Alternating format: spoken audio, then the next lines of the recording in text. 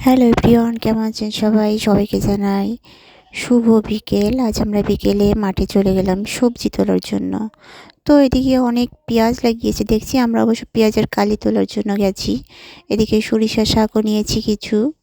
তারপর আমরা চলে গেলাম লাউ খেতে।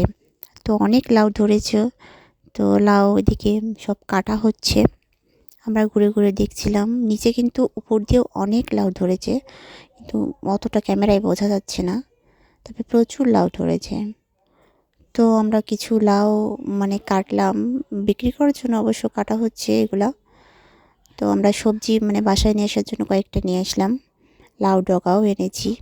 এদিকে আমাদের মরিচটাও মরিচগুলো একদম পেকে পেকে গেছে, তো কয়েকটা মরিচও আমরা নিয়ে নিলাম এখান থেকে। অনেকগুলো মরিচই আমরা নিয়েছি। তো মরিচগুলো তোলা হয়ে গেছে আমাদের এদিকে।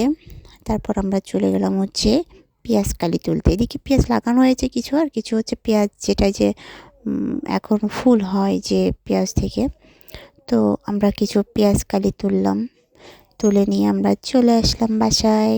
বাই বাই, ভালো থাকবেন সবাই।